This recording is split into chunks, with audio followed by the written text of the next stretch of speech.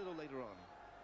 And we'll give you news of goals in all those games, and the rest, of course, as soon as we have them. At this point, though, we give you details of which match will supply our second half commentary.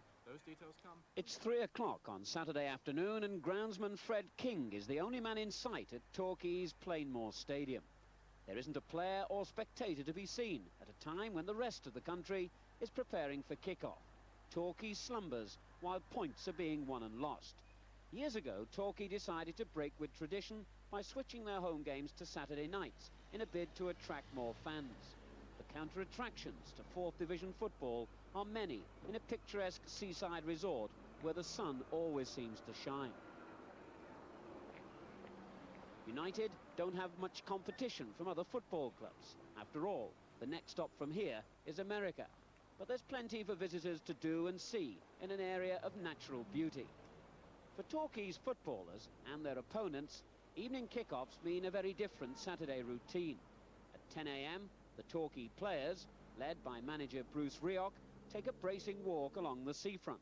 For Rioch, it's a very different setting to the industrial smoke of Derby, where he enjoyed the finest days of his own playing career. Through the lock, 2-0!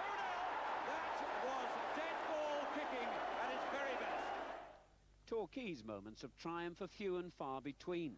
They still talk of the day when the great Spurs team of the 60s came here for an FA Cup tie and attracted one of the biggest crowds in Torquay's history. Frank O'Farrell, who once led Leicester to a Wembley final, has long associations with Torquay, and Saturday evening kick-offs were his idea. I think evening games create a better atmosphere, especially when the terraces are not full. I always think there's a better atmosphere of football under floodlight. And I think this is true of all games on Saturday nights, that there is a better atmosphere when we play. And I think the players like that. And so that's an improvement on the afternoon. When you see empty terraces in an afternoon, the atmosphere isn't there for a good game of football. We really want to put on the matches when the public want to see football. And the important thing is there hasn't been much market research about kick-off times, and I believe there will be a lot more in the future.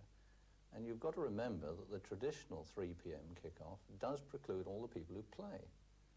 And in our area, there are a lot of chaps who will play in the afternoon and like to come watch us in the evening. But it does cause problems to visiting teams.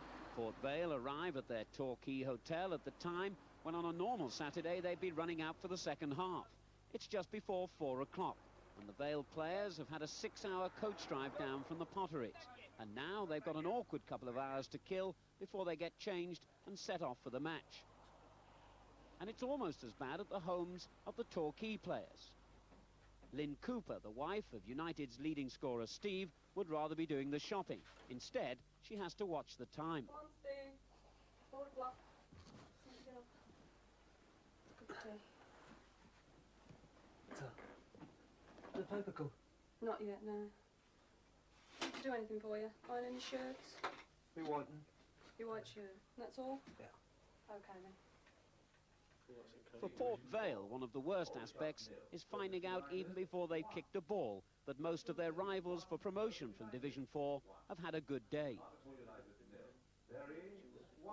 Players are creatures of habit, and it all adds to the tension they already feel on a day when their routine has been completely turned around. And inevitably, there's the reminder that they have still to play. Torquay United against Port Vale is an evening kick-off at 7:30. The clock has ticked on to 6:30 and the Torquay faithful begin to arrive. Not exactly Saturday night fever, and after 4 successive defeats, Torquay hope their goalkeeper will prove as reliable as the pre-match entertainer. Well held, sir. His name's Mad Marcus, no relation to Bruce Grobbelaar, and one fan wasn't impressed as he settled down for the action.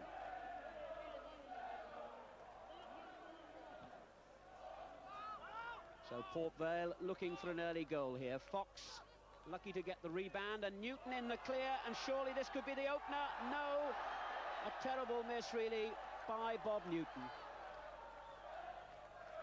Torquay looking for some consolation in a half in which they've seen little of the ball.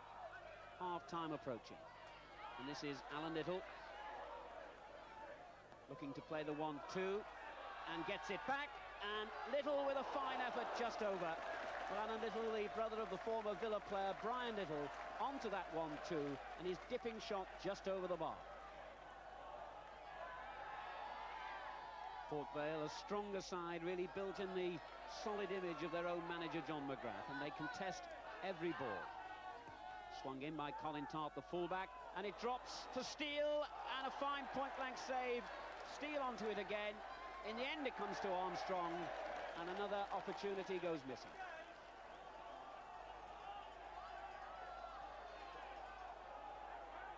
Good build-up this by Port Vale, and Fox, who's been very much the man of the match, through again and finds Steele in the clear, and he gets a lucky rebound. Can he finish?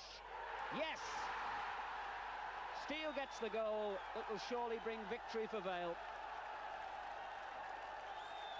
The Vale fans delighted, and inevitably it was Fox who set the goal up.